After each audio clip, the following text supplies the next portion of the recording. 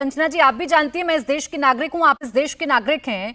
कोई भी आपसे आपकी नागरिकता, कोई भी आपसे आपके अधिकारों को नहीं छीन सकता है। अगर बर्थ सर्टिफिकेट आपके पास नहीं है तो इतने कैसे, कितने सारे डॉक्यूमेंट्स हैं जिसके जरिए आपको आपका अधिकार मिल सकता है।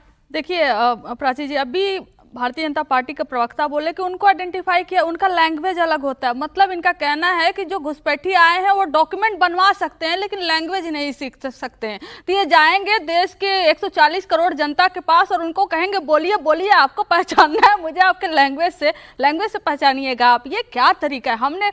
आपने CNRC लाया था, बोला था आप घुसपैठिया निकालेंगे, आपने कोई घुसपैठिया नहीं निकाला, लेकिन हल्ला खूब हुआ घुसपैठिए घुस गए हैं, निकालना है। आपने बोला आधार कार्ड हम नहीं लेंगे क्योंकि घुसपैठिए भी बनवा लिए हैं, और आपने सीमांचल का ही उदाहरण दिया कि यहाँ पर इतना सैचुरेशन बढ़ गया है। कोर्ट ने आपको कहा ना 11 डॉक्यूमेंट और या आधार कार्ड आपको मानना पड़ेगा। जिनका नाम कट गया है वो एप्लीकेशन ऑनलाइन भी भर सकते हैं और आधार कार्ड देकर भर सकते हैं, फिजिकल वेरिफिकेशन की जरूरत नहीं है।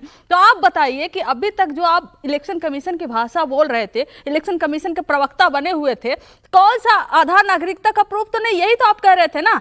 लेकिन सुप्रीम कोर्ट ने कहा इलेक्शन कमीशन को मानना तो पड़ा ना, मान रही है ना इलेक्शन कमीशन। तो बात ये SIR को सीधा कागज से आप लोग क्यों जोड़ देते हैं? एक बार फिर से वही नैरेटिव इस देश में क्यों है कि कागज नहीं दिखाएंगे, कागज नहीं दिखाएंगे, कागज नहीं दिखाएंगे। आप चाहती हैं ना कंचना जी कि बिहार में रहने वाला व्यक्ति और हिंदुस्तानी ही बिहार के चुनावों में एक्टिव हो या वो पार्ट ले? कोई बाहर से आए हुए लोगों का वोट तो आपको नहीं चाहिए होगा। बिल्कुल प्राची जी, आपके शो में मैं कई बार जुड़ी हूं और इस मुद्दे पर डिबेट भी हुआ है कि 2003 में SIR हुआ था, 2003 में IR हुआ था, स्पेशल इंटेंसिव रिवीजन नहीं, इंटेंसिव रिवीजन हुआ था, कोई डॉक्यूमेंट नहीं मांगा गया था, ना ही ऐसे फॉर्म भराया गया था, वेरिफिकेशन हुआ था। और इस बार किसने कहा डॉक्यूमेंट?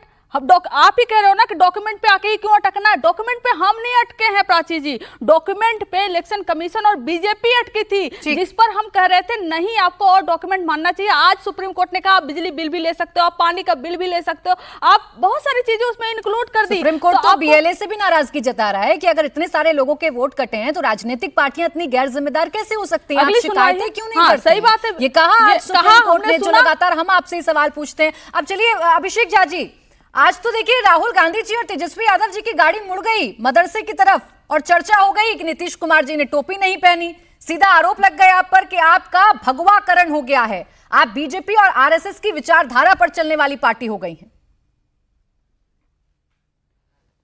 अच्छी जी, नीतीश कुमार जी की विचारधारा क्या है इसका सर्टिफिकेट हमें किसी से भी नहीं चाहिए। बिहार की जनता ने इस बात को हमेशा प्रमाणित किया है कि भाई नीतीश कुमार जी के लिए सबसे इंपॉर्टेंट अगर कुछ है तो वो प्रदेश के लोगों का विकास है। और ये लोग निकले हैं बिहार की जनता को टोपी पहनाने के चक्कर में। और आपने पहले भी देखा है कि दो युवराजों की जोड़ी जब उत्तर प्रदेश में घूम रही थी तो किस तरह का फ्लॉप शो हुआ।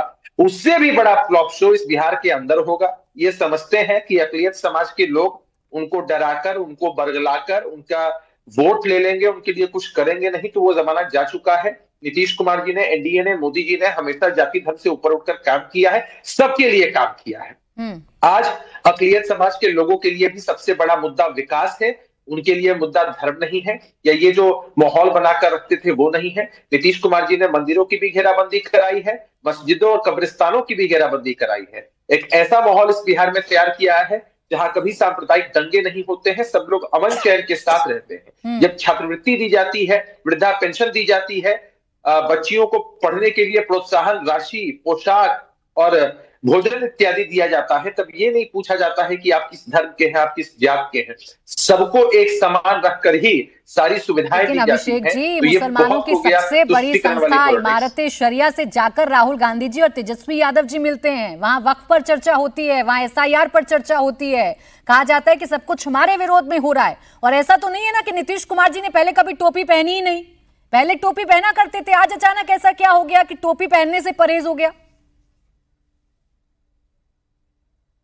कोई टोपी पहन ले उससे मुसलमानों का हितैषी हो जाए, नहीं पहन पाए, और इसको नहीं पहनना मत कहिए, इसको आप ऐसे समझिए कि हमारी पार्टी से इकलौते अल्पसंख्यक समाज के मंत्री हैं, कार्यक्रम में वो सम्मान स्वरूप टोपी दे रहे थे नीतीश कुमार जी को। कई बार ऐसा होता है, आपने देखा है, एक से एक विभूतियों को कि आप गुलदस्ता लेकर जाते हैं और कोई विभूति आपसे गुलदस्ता नहीं लेकर उल्टा आप ही को वो दे देते हैं आपके सम्मान में। इसका विश्लेषण ये है कि नीतीश कुमार जी ने वो टोपी पूरे सम्मान के साथ जमा खान साहब को पहनाई, अल्पसंख्यक समाज का और सम्मान बढ़ाया। ये तो आपका विश्लेषण है, लेकिन इंडिया ब्लॉक का विश्लेषण सुनिएगा तो वो तो सीधा सीधा कह रहे हैं आप दबाव में हैं। है ना, आप दबाव में हैं। इंडिया ब्लॉक वाले नीतीश जी पर और हम पर न दबाव चलता है न प्रभाव चलता है।